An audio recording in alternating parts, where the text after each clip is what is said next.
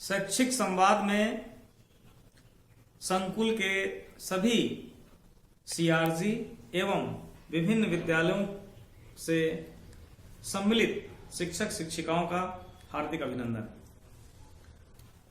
आप सबने मुझे शैक्षिक संवाद 3 और 4 में आज जो चर्चा हो रहा है उसमें सम्मिलित होने के लिए आमंत्रित किया है। इसके लिए मैं तहे दिल से धन्यवाद देता हूं। आज टीपीडी 3 और टीपीडी 4 पर चर्चा करनी है।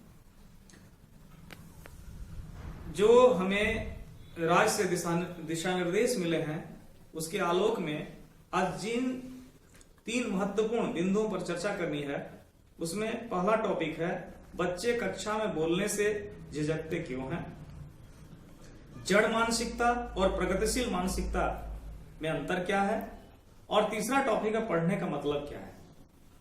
लेकिन इन सभी बिंदुओं पर चर्चा करने से पहले हम लोग थोड़ी चर्चा जरूर कर लें।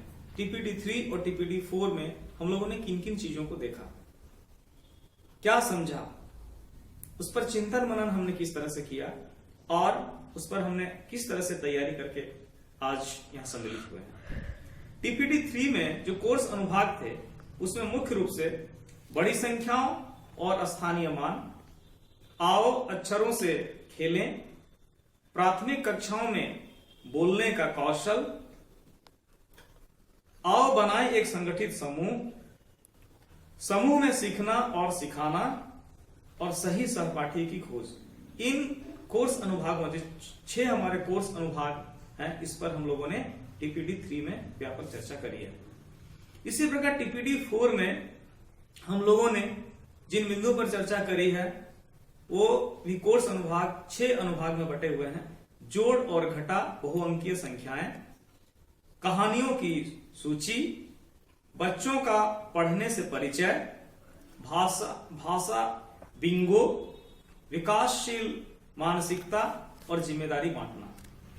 तो ये तो हमारे थे टीपीडी 3 और 4 में जिन कोर्स अनुभागों पर हम लोगों ने चर्चा करी थी।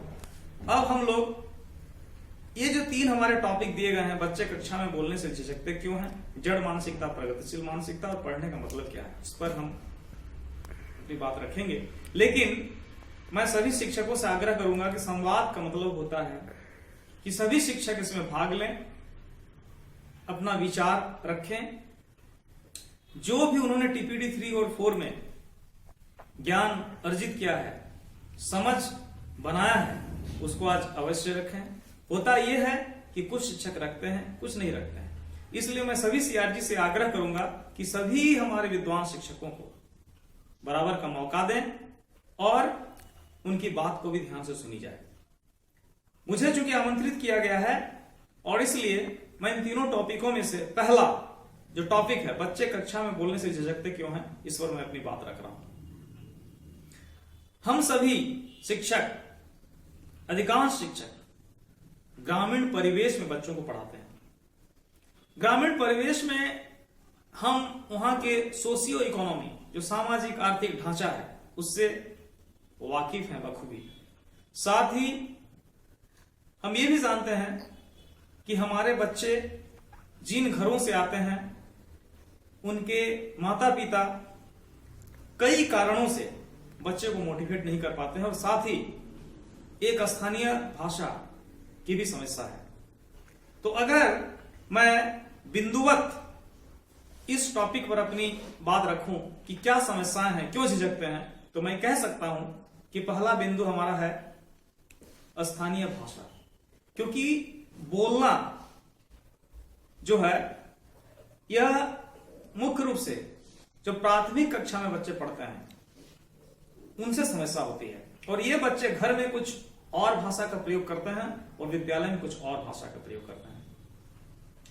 ये कल्पनाशील तो होते हैं, इनके अंदर भी बहुत तरह की क्रिया प्रतिक्रिया चलती रहती है, लेकिन उसको शब्द नहीं दे पाते हैं। तो ये पहला समस्या है मेरे ख्याल से। दूसरा समस्या है बच्चे जिन घरों से आते हैं उन घरों में वो माहौल नहीं है कि उन्हें बोलने की पूरी स्वतंत्रता दी जाए। उनके अंदर जो प्रतिभा है, उनके अंदर जो अभिव्यक्ति है, उसको एक प्लेटफॉर्म देने के लिए घरों में माहौल नहीं है। और जब हम विद्यालय में उन बच्चों से अचानक यह अपेक्षा करते हैं कि बच्चे बोलने लगे, धारा प्रवाह बोलने लगे या कुछ भी बोलने लगे, तो झिझक महसूस करते हैं, क्योंकि घर में उन्हें वो माहौल नहीं मिला रहता है। तीसरी जो बात है, बच्चे विद्यालय में कभी कभी आते तो हैं और बोलने की कोशिश भी करते हैं, लेकिन जो बोलने की कोशिश करते हैं उस समय या तो उनके साथी या कभी कभी भूलवश शिक्षकों से भी यह बात हो जाती है कि जब वो बोलते बोलते कोई गलती कर बैठते हैं तो उनके साथी या तो उनका मजाक उड़ाना शुरू कर देते हैं या शिक्षक उनको डांट देते हैं। यह भी एक समस्या है। इस तरह से बहुत तरह की समस्याओं को हम लोग देखते हैं जिनके कारण बच्चे बोलने से झिझकते हैं। अब प्रश्न यह है कि इसका समाधान क्या है। मैं शुरू से कहता हूं कि प्राथमिक कक्षाओं में, और ये जो हमारा नेशनल पॉलिसी, एजुकेशन पॉलिसी बना है, उसमें भी ये कहा गया है कि प्राथमिक कक्षाओं में बच्चों को उनकी ही भाषा में पढ़ाया जाए, यानी उन्हें उनकी जो स्थानीय भाषा है, वो घर में जिन भाषा का प्रयोग करते हैं उस भाषा का अगर हम प्रयोग करेंगे तो बच्चे खुलकर अपनी बातों को रखेंगे। दूसरी बात कि स्कूल में, विद्यालय में हमें एक चाइल्ड फ्रेंडली एजुकेशन का माहौल देना होगा। Child friendly, fear free education, यानी बच्चे भय मुक्त वातावरण में विद्यालय आए और अपनी बात को रखें। जब उन्हें यह लगेगा कि हमारे सभी सहपाठी हमसे मित्रवत व्यवहार कर रहे हैं, हमारे शिक्षक एक मार्गदर्शक की भूमिका में है, हमसे मित्रवत व्यवहार कर रहे हैं, तो निश्चित रूप से वो बच्चे अपने अंदर की भावनाओं को शब्दों में व्यक्त करेंगे।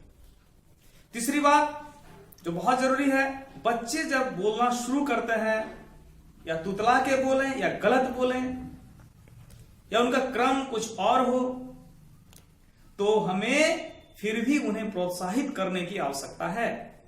हमें बीच में टोका टोकी नहीं करना चाहिए। उनके साथी मित्रों को भी उपहास उनका नहीं उड़ाना चाहिए और शिक्षकों को भी उन्हें प्रोत्साहित करना चाहिए। कोई बात नहीं, आपने बहुत अच्छा प्रयास किया और आगे आप और अच्छा प्रयास करेंगे तो आप बहुत अच्छा बोल सकते हैं। तो ये भी एक माध्यम हो सकता है कि बच्चे बोलने से ना झिझकें। हमें विद्यालयों में बहुत तरह के एक्स्ट्रा करिकुलर एक्टिविटीज भी कराने चाहिए जिनसे बच्चे उत्साहित होकर अपने अंदर के बोलने के झिझक को दूर कर सकते हैं। हम एक्सपोजर विजिट करा सकते हैं। हम अगल बगल के तालाबों, झीलों और भी अगर कोई दर्शनीय चीज है, खेतों खलिहानों में भी ले जा सकते हैं कभी अगर हमें मौका मिले। जो भी आमने सामने की चीज है जहां हमें कुछ सीख मिलती है, और वहां उन्हें बोलने का पूरा मौका देना चाहिए। विद्यालय में जब कार्यक्रम होता है तो कुछ ही बच्चों को हम मौका देते हैं। हमें विद्यालय में कोई भी कार्यक्रम हो तो वहां उन बच्चों को ज्यादा प्रोत्साहित करने की जरूरत है जो बच्चे नहीं बोलते हैं। उन्हें धीरे धीरे मुख्य धारा से जोड़ना पड़ेगा। उन्हें लगेगा कि नहीं, हमें भी शिक्षक मौका दे रहे हैं और वो काफी प्रयास करेगा। तो इन सभी माध्यमों से जो बोलने की झिझक है बच्चों की, उसे हम दूर कर सकते हैं।